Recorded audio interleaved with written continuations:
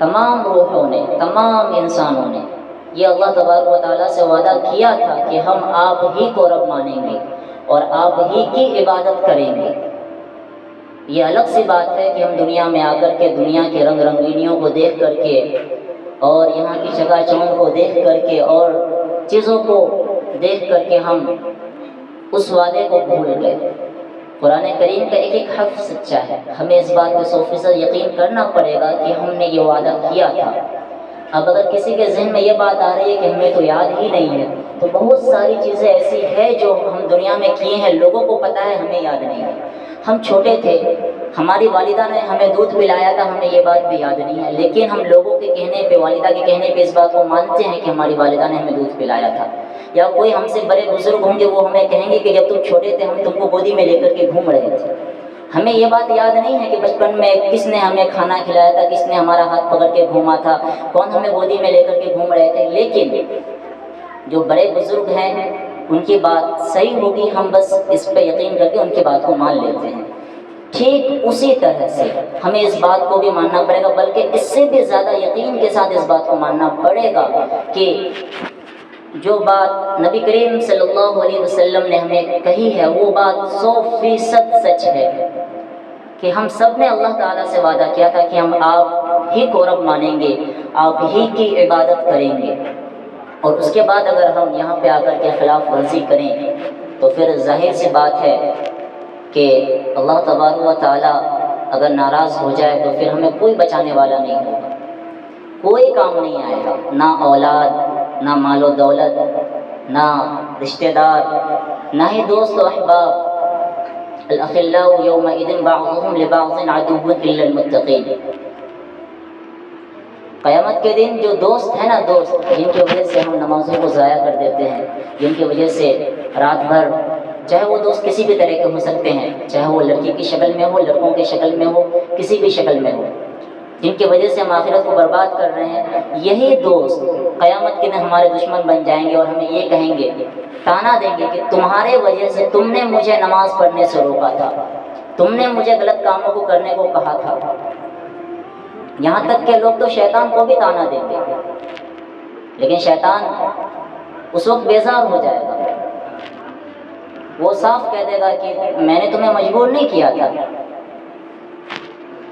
میں نے تمہیں کوئی مجبور نہیں کیا تھا گناہ کرنے کے لیے۔ شیطان کی اتنی طاقت نہیں ہے کہ وہ انسان کو گناہ کرنے کے لیے مجبور کر دے، بس وہ وسوسہ دل میں ڈالتا ہے۔ انسان اگر تھوڑی سی ہمت کر کے عزم کر لے گناہ کو چھوڑنے کا تو وہ چھوڑ سکتا ہے۔ خیر، بات بہت لمبی ہو جائے گی، کہنے کا خلاصہ بس یہ ہے کہ ہم اپنی زندگی کے رخ کو بدلیں۔ ہماری پچھلی زندگی کیسے گزری اس پہ ہم توبہ استغفار کریں، اللہ تبارک و تعالیٰ سے ندامت کے ساتھ معافی مانگیں۔ اللہ تبارک و تعالیٰ بہت معاف کرنے والے ہیں، اور توبہ کرنے والا انسان ایسا ہے کہ جیسا کہ اس نے گناہ کیا ہی نہیں۔ تو ہم اپنی پچھلی زندگیوں سے توبہ استغفار کر اللہ تبارک و تعالیٰ سے معافی مانگے، اور آئندہ کے لیے عزم کرے کہ ہم اپنی زندگی کو اس طرح سے گزاریں گے کہ اس میں اللہ تعالیٰ کی نافرمانی نہ ہو، گناہ نہ ہو، اللہ کے حکم کی اور نبی کریم صلی اللہ علیہ وسلم کی اطاعت 100% ہو، تبھی ہم کامیاب ہو سکتے ہیں۔ باقی جو دنیاوی حالات ہے، سیاسی حالات ہے، ملکی حالات ہے، اس سے ہر ایک شخص واقف ہے، کہنے کی کوئی ضرورت نہیں ہے کہ کس طرح سے مسلمانوں کو چاروں طرف سے دبایا جا رہا ہے، کس طرح سے مسلمانوں کی پوری طرح سے مسلمانوں کو روئے زمین سے مٹانے کی پوری پلاننگ ہو چکی ہے۔ یہ سب کو پتہ ہے، کیونکہ ابھی انٹرنیٹ کا دور ہے، کوئی بھی ناواقف نہیں ہے، سارے لوگ نیوز پڑھتے ہیں، نیوز سنتے ہیں، دیکھتے ہیں۔ ابھی ہمیں مسجدوں کو آباد کرنے کی ضرورت ہے، مسجدوں کو 5 وقت آباد کریں، بلکہ 100% 24 گھنٹے کے لیے آباد کر دیں۔ جو عورتیں ہیں وہ اول وقت میں گھروں میں پابندی کے ساتھ نماز پڑھیں۔ قیامت کے دن سب سے پہلے نماز کا حساب ہوگا، جس کی نماز صحیح ہوگی، درست ہوگی، نماز کے ارکان درست ہوں گے تو اللہ کے فضل و کرم سے اس کے دوسرے اعمال بھی درست ہوں گے، اللہ تبارک و تعالیٰ اپنے فضل سے اسے جہنم سے بچا کے جنت میں داخل کر دے گا۔ اگر کسی کی نماز ناقص ادھوری رہی، کبھی پڑھا کبھی نہیں پڑھا، وقت ملا تو پڑھ لیا، نہیں ملا تو نہیں پڑھا، کھیت میں رہ گئے چھوڑ دیے، کاروبار میں رہ گئے چھوڑ دیے، واپس آئے عصر کی نماز گئی، مغرب سے شروع کیے، تو اس طرح کی نمازوں میں اللہ تعالیٰ کا کوئی وعدہ نہیں ہے اللہ تعالیٰ چاہے تو معاف فرما دے ورنہ عذاب دے۔ اہتمام نماز میں اللہ تبارک و تعالیٰ نے وعدہ رکھا ہے، ہم اپنی زندگی کو اللہ کے حکم کے مطابق گزاریں اور صرف خود ہی نہیں بلکہ اپنے اہل و عیال کی بھی فکر کریں۔ جس طرح سے ہم دنیا کی ان کی فکر کرتے ہیں، ان کے لیے صحیح پڑھائی کا انتظام کرتے ہیں، ان کی دنیاوی ہر ضرورت کو پورا کرتے ہیں، آخرت کے لیے بھی اس سے کئی زیادہ ان کی فکر کریں کہ ہمارے بچوں کے اندر ایمان صحیح طور پہ ان کے دلوں میں بیٹھے، ایمان کی حقانیت، اس کی نورانیت، اللہ کی وحدانیت، رسول اللہ صلی اللہ علیہ وسلم سے محبت، صحابہ کرام کی عظمت، ائمہ مجتہدین، تابعین، تبع تابعین، تمام سے محبت اور عقیدت اور ان کے نقش قدم پہ چلنے کی استطاعت، یہ ساری چیزیں ہمارے بچوں اور بچیوں کے اندر ہونی چاہیے۔ ان کو اسلام کے اوپر اٹھنے والے اشکالات کے جواب بھی ان کے ذہن میں ہونی چاہیے۔ اگر کوئی غیر مسلم اگر سامنے کھڑا ہو کے کسی بھی بچہ یا بچی کو ایکسپوز کرے یا اس کے اسلام کو ایکسپوز کرے تو وہ دلائل کے ساتھ جواب دے سکے، اتنا علم اپنے بچوں کو سکھائیں۔ غیر مسلم اس میں محنت کر رہے ہیں، وہ اسلام کی بھی اسٹڈی اپنے بچوں کو کروا رہے ہیں، وہ ہر طرح سے تیار کر رہے ہیں۔ ہمارے ایمانوں کو چھیننے کے لیے بلینس آف ڈالرز خرچ کیے جا رہے ہیں کہ مسلمانوں کے ایمانوں کو چھینا جائے۔ اگر کھل کے بات کروں تو بہت لمبی بات ہو جائے گی، بس میں اشارتاً یہ بات کہہ رہا ہوں کہ ہم بالکل ہاتھوں میں آگ کے انگارے لے کر کے گھوم رہے ہیں۔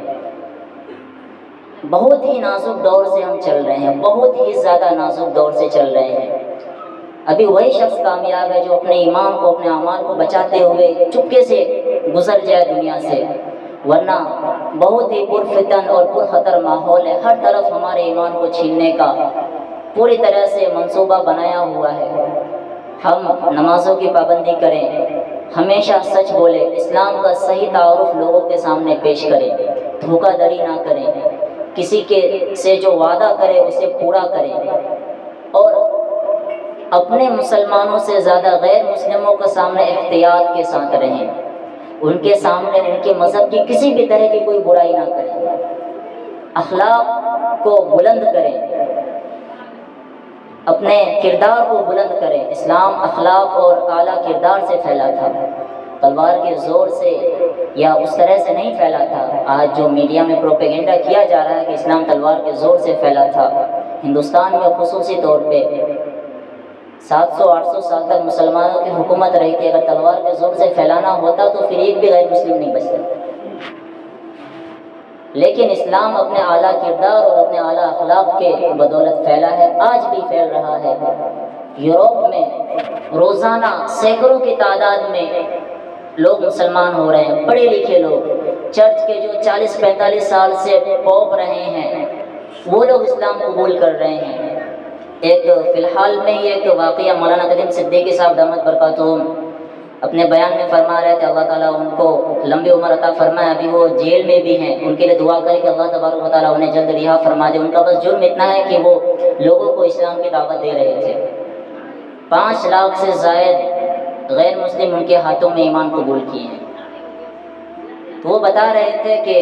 ایک کرسچن تھا اور وہ اسلام میں پی ایچ ڈی کر رہا تھا، ان کے مذہب میں ان کو یہ کام سونپا گیا تھا کہ وہ اسلام میں ریسرچ کر کے اس کے بعد اسلام کے خلاف کام کرنا شروع کرے، لیکن چونکہ اسلام سراپا ہدایت ہے، جب اس نے قرآن کریم کو پڑھا، تفسیر اس کی پڑھی، نبی صلی اللہ علیہ وسلم کی سیرت کو پڑھا تو اسے رہا نہ گیا اور پھر وہ اسلام کو قبول کر لیا۔ اور اس کے بعد حیرت کن بات ہم سنیں گے کہ اسے عرب کے 3 ممالک میں اسے کام کرنے کو دیا گیا تھا مصر میں، شام میں اور غالباً جارڈن وغیرہ میں دیا گیا تھا کہ آپ کو ادھر جا کر کے عرب ممالک میں عیسائیت پھیلانی ہے۔ لیکن جب اسلام کو اس نے قبول کر لیا تو وہ پھر انہی جگہوں پہ جا کر کے اسلام کی تبلیغ اس نے شروع کی عیسائیوں میں۔ اور مولانا کلیم صدیقی صاحب یہ بات بتا رہے تھے کہ اس نے 45 لاکھ عیسائیوں کو مسلمان اپنے ہاتھوں پہ کلمہ پڑھوایا۔ یہ ایک تنے تنہا فرد اگر نکل جائے،